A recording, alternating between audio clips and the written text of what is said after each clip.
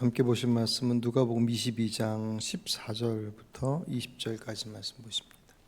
때가 이르매 예수께서 사도들과 함께 앉으사 이르시되 내가 고난을 받기 전에 너희와 함께 이 유월절 먹기를 원하였노라.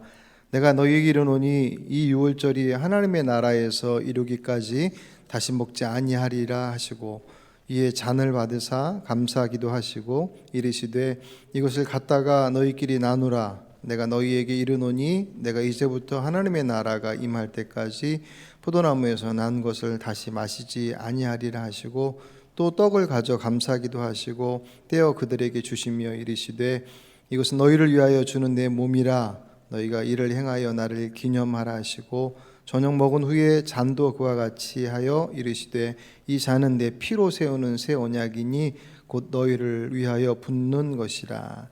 아멘.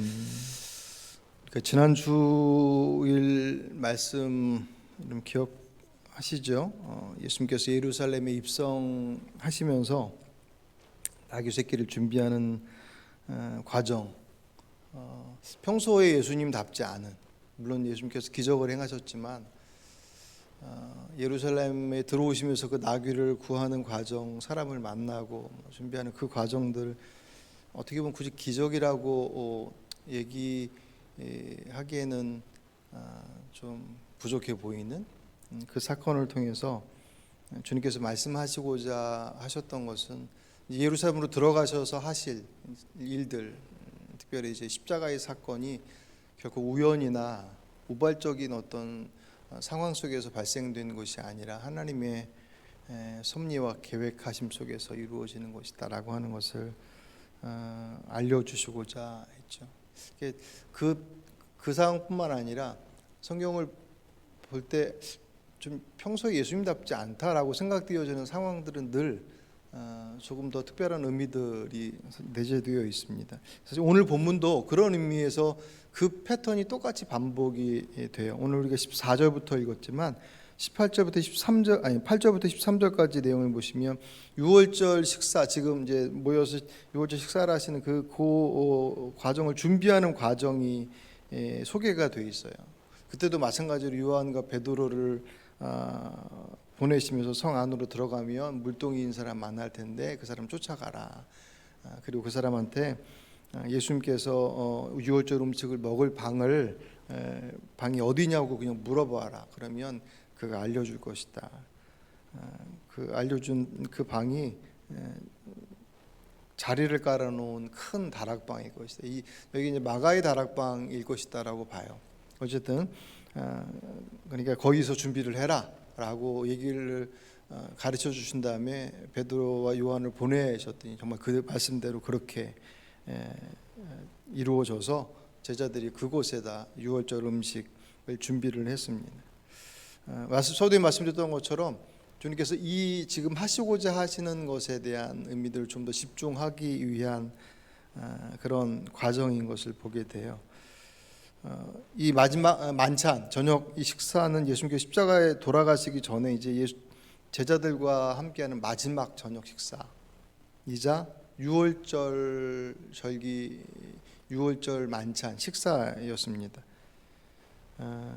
그렇게 준비해 놓고 나서 오늘 15절 보시면 예수님께서 이 저녁을 기다렸다. 15절 표현대로하면 내가 고난을 받기 전에 너희와 함께 이 유월절 먹기를 원하였노라. 그러니까 이 저녁 식사에 대해서 예수님께서 특별하게 생각을 하고 계셨어요. 생각해 보면 왜 그러셨을까? 마지막 저녁 제자들하고 마지막 식사였기 때문에. 그 마지막 식사라고 하는 것만으로 의미를 갖기에 너무 약하죠.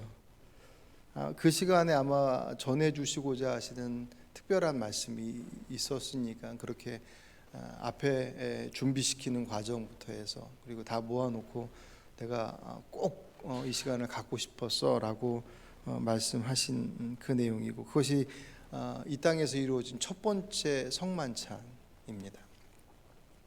원래 이 첫 번째 성만찬이 된 이 식사는 유월절 식사예요. 유대인들이 출애굽하면서 하나님께서 그들에게 베푸신 은혜와 그 구원을 기념하면서 예루살렘에 모여서 정해진 예법에 따라서 이렇게 준비한 음식과 또 그 예법에 따라서 그 식사를 해야 했던 그런 그 과정이 필요했습니다. 그런데 예수님께서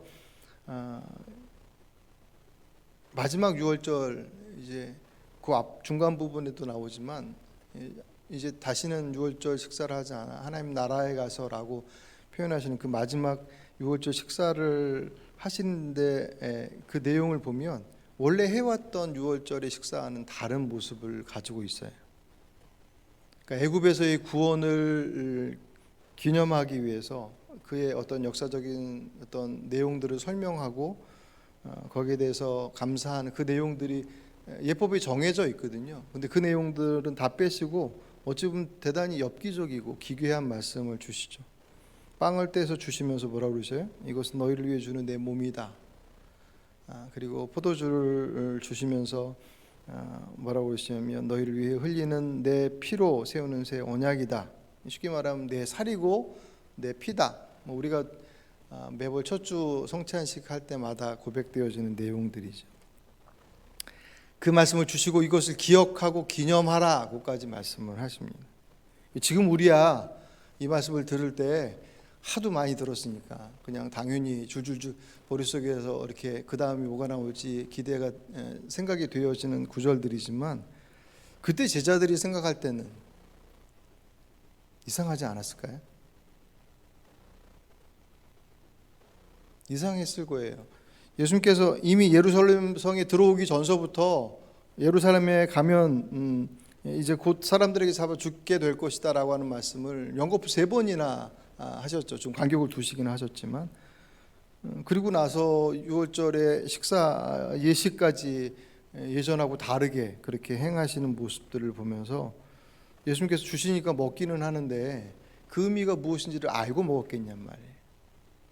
그리고 그 표현 자체가 뭐 익숙하거나 일반적인 표현도 아니고 그 의미를 전혀 몰랐을 거예요. 그러니까 그렇게 그들의 입장에서 보면 진짜 이상한 일들이 되게 많은 거예요. 예수님과 함께 있을 때 그들이 무슨 생각을 했을까?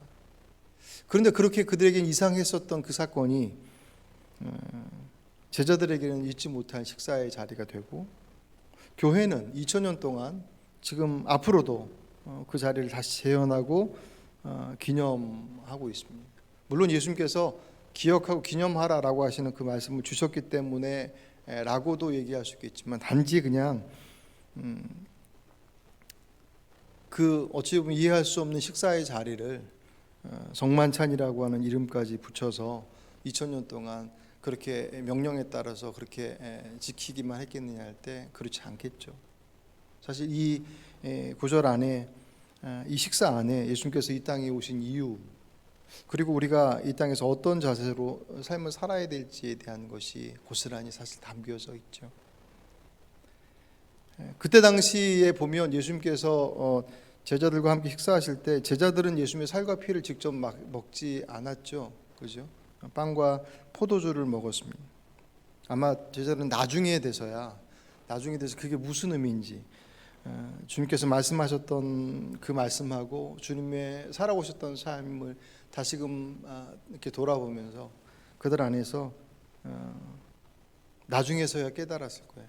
주님께서 우리를 위해서 당신의 모든 것까지 그 모든 것에 그 마지막 저녁 식사 때 하셨던 그 살과 피라고 표현하신 그 모습들을 보면서 주님께서 우리를 위해서 당신의 모든 것을 다 내어주셨구나라고 하는 것을 아마 주님께서 부활하시고 승천하시고 난 이후에 어느 시점인가 아마 깨닫게 됐을 거예요. 예수님께서 그들과 함께 식사했었던 그 사람들은 그저 그냥 평범하기 그지없었던 사람들이었잖아요. 그죠? 세상 기준으로 보면 그렇게 특별할 거 있는 사람들 하나도 없었습니다. 오히려 외면받던 사람들이었었고, 근데 제자들도 다 어부의 무슨 세리 출신도 있었고, 그냥 그저 그런 사람들이었었던 3년 동안 주님과 함께 하시는 동안 주님께서 먼저 찾아가셨고, 그리고 그들의 이름을 불러주셨고, 그들을 제자로 삼아주셨고, 무엇보다도 그들이 얼마나 귀한 존재인지를 너희는 세상의 빛이고 소금이야.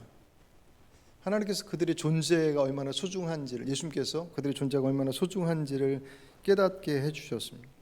물론 그들이 그 말씀을 들었을 때 그것을 통해서 맞아, 우리는 그런 존재야, 그렇게 자부심과 자긍심이 있었는지 모르겠지만 주님께서 그들의 모습들을 어쨌든 함께 그들이 이해하는 것과 상관없이 늘 함께 하시면서 보여주셨던 그 모습들, 자신의 모든 것, 생명까지 내어주셨다라고 하는 그것을 지나고 나서 어쩌면 저녁 식사 시간에 지금이야 우리가 성찬식이라고 하는 그런 예식으로 자리를 잡아서 예배로 드리고 있지만 그때만 하더라도 그냥 애찬식이라고 해서 식사, 이들이 지금의 모습은 그냥 식사의 자리하고 다르지 않아요. 근데 그 식사의 자리에 어느 순간 어쩌면 뭐 딱 구별해서 예수님께서 하신 것을 한번 해볼까 뭐 그랬을지, 뭐 어떻게 출발했는지 모릅니다. 분명한 것은 그들이 그 자리를 시행하면서 깨달았던 것, 이는 내 살과 내 피니 이를 먹고 마시라라고 하는 그 말씀의 의미를 어느 순간 그들이 깨닫게 된 거예요. 성찬식은 그 고백 위에 세워진 것입니다. 예수님께서 기념하라라고 말씀하신 그 말씀 때문에, 명령 때문에 그 날들을 지켜온 것이 아니라 주님께서 자신들을 얼마나 사랑하셨는지, 그리고 그 모습이 이 땅에서 어떻게 살아내어, 그 3년이라는 시간이지만 그 시간 동안 어떤 삶으로서 그 모습을 보여주셨는지 자신들 너무나도 잘 알았기 때문에 그 주님께서 십자가에 죽으시고 그리고 부활하셔서 승천하시는 그 모습, 사실 제자들은 성령께서 마가다락방에 임하시기 전까지는 사실 많이 혼란스러웠었어요. 그 말씀을 어떻게 봐야 돼, 그 상황들에 대한 것들을 잘 이해하지 못하고 그냥 묵묵히 기다리는. 근데 성령께서 강림하시고 난 이후부터 그들의 삶이 급변하죠. 주님께서 말씀하셨던 것이 어떤 의미를 갖는지에 대해서 구체적으로 아마 이들이 성찬에 대해서 알게 되었던 것도 성령 강림 이후가 되지 않았을까. 다른 삶의 변화들도 마치 거기서부터 이루어졌으니까 그들에게서는 기억하라고 해서 했었던 시간이기보다는 그 사랑을 잊을 수 없어서 자연스럽게 기억되는, 물론 이제 그 시대가 이어지면서는 이제 기억해야 되는 내용으로 왔지만, 근데 여러분, 예수님께서 무엇을 기억하라고 말씀하셨냐면 오늘 19절 말씀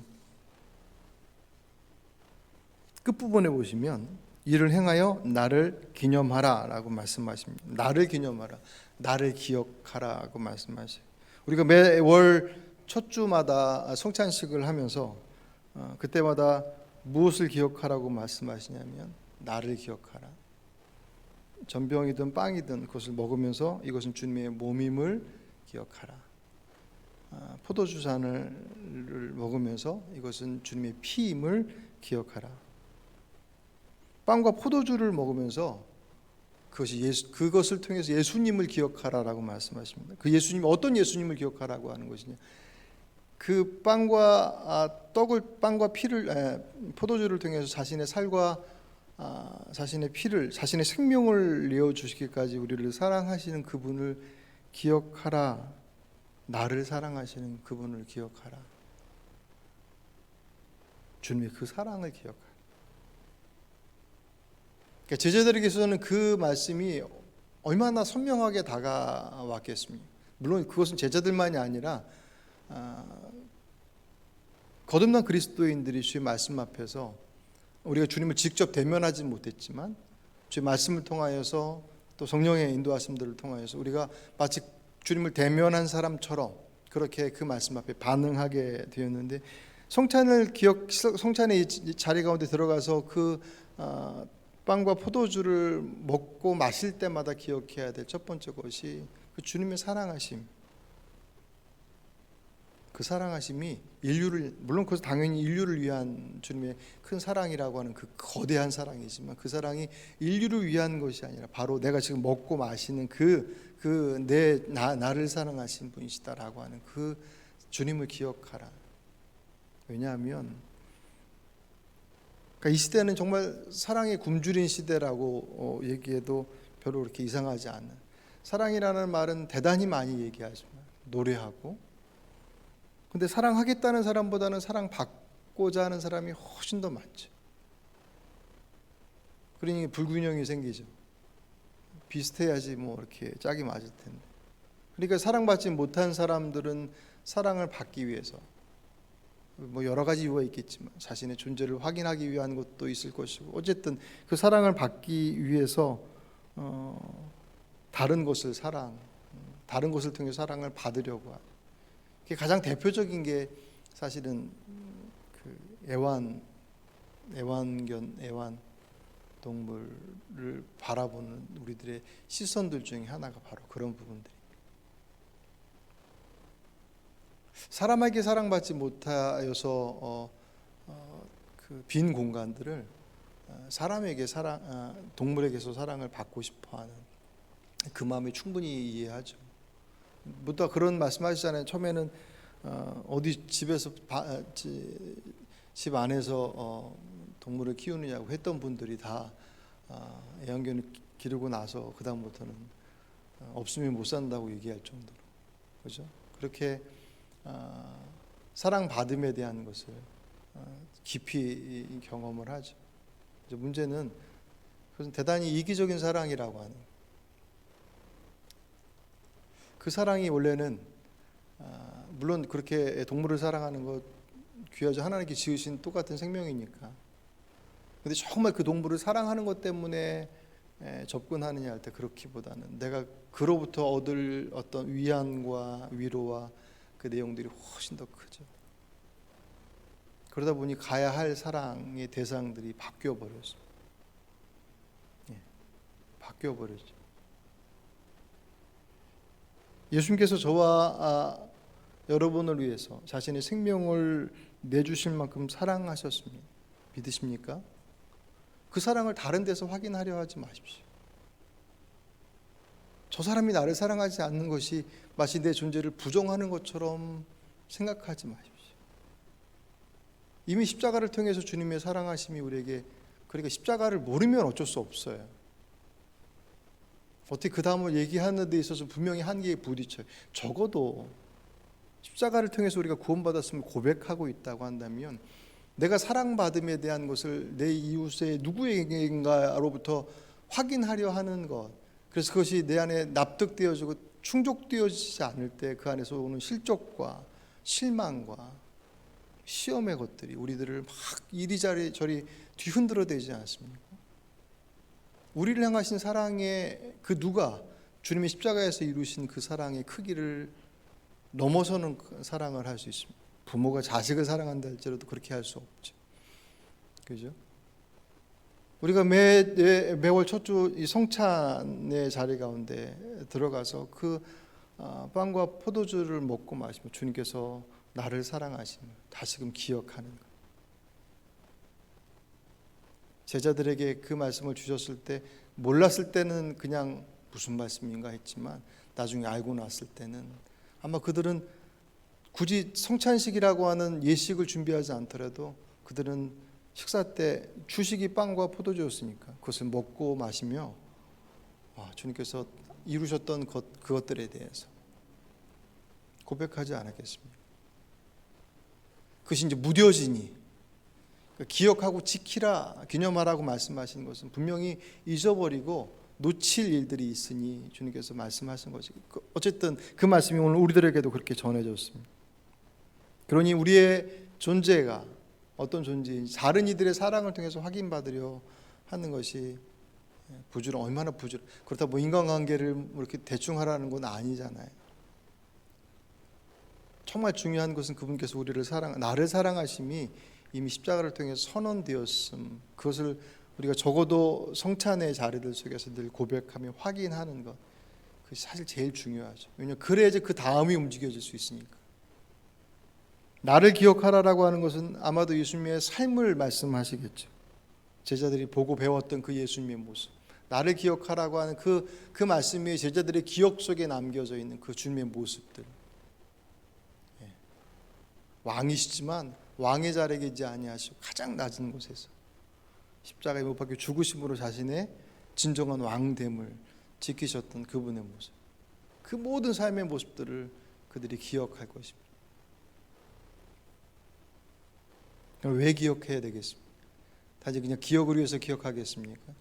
결국 그것은 예수님의 사랑을 기억하고 예수님의 삶을 기억함으로 그것으로 구원받은 우리들이 이 땅 위에 주님이 그러하셨던 것처럼 사랑하고 살아가라 말씀하시는 것이 주님께서 나를 기억하라 라고 하는 말씀 안에 또 다른 우리에게 주신 몫이 아니겠습니까? 그런 십자가의 사랑이 우리 안에서 고백되어지는 그 고백이 예전에 책을 읽다 그 스펄전 목사님이라는 분이 십자가에 대한 말씀을 준비하다가 어느 순간 자신도 모르게 자신 안에 십자가에 대한 감격이 사라짐을 깨닫고 나서 하던 거를 다 뒤로 하고 십자가에 대한 묵상을 하고 책을 보고 다시 그래서 그 모습들을 다시금 회복했다, 그런 이렇게 고백의 내용이 있는 글을 봤습니다. 우리 안에 십자가라고 하는 사건 자체가 늘 감정적으로 막 이렇게 올라와서 막 뜨겁고 그렇게 할 수는 없겠지만 그 십자가를 바라보며 내가 무엇을 붙잡아야 될 사람인지에 대한 것들, 적어도 우리가 매월 첫 주에 성찬의 자리 속에서 드려지는 그 시간들을 통해서 다시금 확인하고 고백하고 또 그 말씀을 따라 살아갈 때 주님께서 우리에게 주시는 그 참된 의미의 구원받은 백성의 삶을 살아갈 수 있는 그런 능력을 갖지 않겠습니까? 이 고난주간은 그런 의미에서 더 주님의 십자가에 집중하게 하는 그런 시간들입니다.